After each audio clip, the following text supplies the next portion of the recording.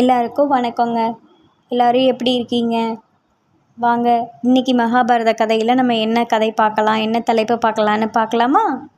அர்ஜுனனோட தேரின் கொடியில் அனுமன் சரிங்களா? நம்ம சேனலை சப்ஸ்கிரைப் பண்ணாதவங்க சப்ஸ்கிரைப் பண்ணிவிடுங்க. மேலும் இது போன்ற கதைகளை கேட்கறதற்கு நம்ம சேனலை பின்தொடருங்க. வாங்க வீடியோக்குள்ளே போகலாம். அர்ஜுனனுக்கு ஒரு முறை ஒரு சந்தேகம் வந்துச்சான். ராமர் உண்மையிலேயே சிறந்த வில்லாளி அப்படின்னா ஏன் அவர் தன் வில்லினால் அம்பை கொண்ட சேதுவுக்கு பாலம் கட்டலை? வானரங்களை வச்சு கல்லினால் ஏன் பாலம் கட்டினாரு? எப்படியாவது இந்த கேள்விக்கு விடை கண்டுபிடிக்கணும்னு விரும்புகிறாரு. பாசுபதாஸ்திரம் வேண்டி அவன் சென்று கொண்டிருந்த போது ஒரு நதிக்கு பக்கத்தில் ஹனுமன் தன்னோட சுய உருவம் மறைச்சி ஒரு சாதாரண வானரம் போல உருவம் கொண்டு அமர்ந்து ராமநாமம் ஜெபம் செஞ்சு கொண்டிருக்கிறத பார்க்குறான். அவர்கிட்ட போய், வானரமே, உன் ராமனுக்கு உண்மையிலேயே திறன் இருந்திருந்தா வில்லினாலேயே பாலம் கட்டியிருக்கலாமே, ஏன் வானரங்களை கொண்டு பாலம் கட்டினாரு அப்படின்னு கர்வமாக கேட்குறான். தியானம் கலைஞ்ச அனுமனுக்கு எதிரே நிற்பது அர்ஜுனன்றதை புரிஞ்சுக்கிறாரு நம்ம ஹனுமன். அவனோட கர்வத்தை ஒடுக்கணும்னு நினைக்கிறாரு. வில்லினால் கட்டப்பட்ட சரப்பாலம் என் ஒருவன் பார்த்தாயா? வில்லினால் கட்டப்பட்ட சரப்பாலம் என் ஒருவன் பாரத்தையே தாங்காது. அப்படின்றப்ப எப்படி ஒட்டுமொத்த வானரங்களோட பாரத்தை தாங்கும் அப்படின்னு கேட்குறாரு. ஆகையால் தான் கல்லினால் வானரங்களை வச்சு பாலம் கட்டணும் அப்படின்னு அனுமன் சொல்கிறாரு. அதுக்கு அர்ஜுனன், இந்த நதியின் குறுக்க நான் அம்பினால் ஒரு பாலம் கட்டுறேன், நீ இல்லை எத்தனை வானரங்கள்னாலும் அதில் ஏறுங்க, பாலம் உறுதியாக நிற்கும்னு அர்ஜுனன் சொல்கிறான். பாலம் உடஞ்சி விட்டால் வேள்வி தீவலத்தை அதில் குதித்து உயிர் துறக்கிறேன்னு சொல்கிறான் அர்ஜுனன். பாலம் உடையலை அப்படின்னா என்ன ஆயுளுக்கும் உனக்கு அடிமையாக உன்னோட தேர்கொடியில் இடம்பெறுவேன்னு சொல்கிறாரு அனுமன். அர்ஜுனன் அம்பினால் சரப்பாலத்தை கட்ட துவங்குறான். அனுமன் ஒரு ஓரத்தில் அமர்ந்து ராமநாம ஜெபம் செய்ய தொடங்குறாரு. அர்ஜுனன் பாலத்தை கட்டி முடித்ததும் அனுமன் அதன் மீது ஏற தன்னோட காலை எடுத்து வைக்கிறாரு. உடனே பாலம் தகர்ந்து சுக்கு நூறு ஆயிடுச்சு. பார்த்தாயா என் ராமனின் சக்தியை அப்படின்னு அனுமன் ஆனந்த கூத்தாட அர்ஜுனன் வெக்கி தலை குனிகிறாரு. போரில் வெற்றி பெற பாசுபதாஸ்திரத்தை தேடி வந்த நான் தேவையில்லாமல் ஆணவத்தால் ஒரு வானரத்துக்கிட்ட தோற்று விட்டேனே. நான் உயிர் துறந்தா என் சகோதரர்களை யார் காப்பாற்றுவாங்க? கிருஷ்ணா, என்னை மன்னிக்கணும் அப்படின்னு கூறியவாறு சொன்னது போலவே வேள்வி தீயை வளர்த்து அதில் குதிக்கிறதுக்கு ரெடி ஆயிட்டான். ஹனுமன் தடுத்த போதும் தன்னோட வாக்கிலிருந்து பின்வாங்க அர்ஜுனன் தயாராக இல்லை. அர்ஜுனன் குதிக்க எத்தனித்த போது என்ன நடக்குதுன்னு, இங்கே என்ன பிரச்சனை என்று ஒரு குரல் கேட்குது. குரல் கேட்ட திசையில் ஒரு அந்தணர் தென்பட்டார். 2 பேரும் அவரை வணங்கி நடந்ததை கூறுறாங்க. பந்தயம் என்றால் சாட்சி ஒன்று வேண்டும். சாட்சியின்றி நீங்கள் பந்தயத்தில் ஈடுபட்டதால் அது செல்லாது.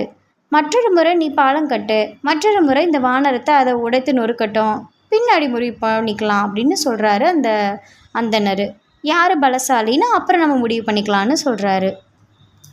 2வது முறை கட்டுவதால் மட்டும் என்ன மாற்றம் நிகழ்ந்துட போகுது அப்படின்னு கருதிய அர்ஜுனன் கிருஷ்ணரை நினச்சிக்கிட்டு கிருஷ்ண கிருஷ்ண என்று சொல்லியபடி பாலம் கட்டுறான். தன் பலம் தனக்கே தெரியாது அனுமனுக்கு. இருப்பினும் முதல் முறையாக பாலத்தை உடைச்சிருந்தபடியால் கர்வம் சிறிது தலைக்கு ஏறி இருந்தது. இந்த முறை ராமநாம ஜெபம் செய்யலை ஹனுமன். அர்ஜுனன் பாலம் கட்டியவுடன் அதில் ஏறி நிற்கிறாரு, ஓடுறாரு, ஆடுறாரு. பாலம் எதுவும் ஆகலை. ஹனுமனுக்கு ஒரே குழப்பம். அந்தணரை நோக்கி வந்து, யார் நீங்கள் என்று கேட்கிறாரு அனுமன். அந்தணரோட உருவம் மறைந்து அங்கு சங்கு சக்கரதாரியாக ஸ்ரீ கிருஷ்ண பரமாத்மா காட்சியளிக்கிறாரு. 2 பேரும் அவரோட காலில் விழுந்து வணங்கி ஆசி பெறுறாங்க. நீங்கள் 2 பேருமே தோற்கலை. வெற்றி பெற்றது கடவுள் பக்தியும் இறைவனோட நாமமும் தான். அர்ஜுனன் முதல் தடவையாக பாலம் கட்டும்போது தன்னால் தான் எல்லாம் நடக்குதுன்ற அகந்தையில் என்ன மறந்து பாலம் கட்டினான். அனுமன் தனக்கு வெற்றி கிடைக்கணும்னு ராமநாமத்தை ஜபிச்சான். ராமநாமம் தோற்காது. எனவே முதல் முறை அனுமன் வென்றான். 2ஆம் முறை அகந்தை அழிந்த அர்ஜுனன் கிருஷ்ணா கிருஷ்ணான்னு என்ன நினச்சபடி பாலம் கட்டினான். அனுமன் தன் பலத்தால் தான் வென்றோம் அப்படின்னு கருதி ராமநாமத்தை மறந்துட்டான். அதனால் 2வது முறை அனுமன் தோற்றான், அர்ஜுனன் வென்றான். எனவே இருமுறையும் வென்றது இறைவனோட திருநாமங்கள் தான், தவிர நீங்கள் 2 பேரும் கிடையாதுன்னு அந்த அந்தனர் ரூபத்தில் வந்த நம்ம ஸ்ரீகிருஷ்ணர் சொல்லிட்டாரு. கர்வம் தோன்றும் போதும் கடமையும் பொறுப்புகளும் மறந்து விடுகின்றன. உங்கள் இருவருடைய பக்தியும் அளவு கடந்தது தான், அதில் எந்த சந்தேகமும் இல்லை. ஆனால் தன்னால் தான் முடியுன்ற கர்வத்தோடு நீங்கள் எண்ணும்போது இறைநாமத்தையும் அனைத்ததும் அவர் செய்யலேன்றதையும் மறந்து விடுறீங்க. அதை உணர்த்த தான் இந்த சின்ன நாடகம்.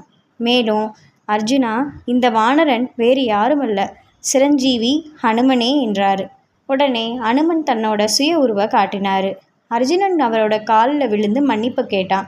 ஹனுமனை நோக்கி திரும்பிய கிருஷ்ணர், சின்னையா, பாரத போரில் அர்ஜுனனுக்கு என்னோட தேவை. போர் அவன் தேர்கொடியில் இருந்து காக்க வேண்டும். அதன் பொருட்டே இந்த திருவிளையாடலை நிகழ்த்தினேன். நீ இருக்கிற வர அந்த இடத்துல எந்த மந்திர தந்திரங்களும் வேலை செய்யாது என்றார். அப்படியே ஆகட்டும் பிரபோ என்று அவர்கிட்ட மறுபடியும் ஆசி பெற்றான் ஹனுமன். என்ன நண்பர்களே, இன்றைய காணொளி பிடிச்சிருந்துச்சுன்னா நம்ம சேனலை, வாய்ஸ் ஆஃப் ஷனு சேனலை சப்ஸ்கிரைப் பண்ணுங்கள். உங்கள் நண்பர்களோட இந்த சேனலோட கதையை ஷேர் பண்ணுங்கள், லைக் பண்ணுங்கள், கமெண்ட் பண்ணுங்கள். எந்த ஒரு செயலை செய்கிறதுக்கு முன்னாடியும் இறைவனோட திருநாமங்களை ஜெபிச்சுட்டு நம்ம அந்த செயலை துவங்கினோன்னா எப்பயுமே நமக்கு வெற்றியே கிடைக்கும். வெற்றி கிடைக்காட்டினாலும் நம்மளை கடவுள் கைவிட மாட்டார். சரிங்களா?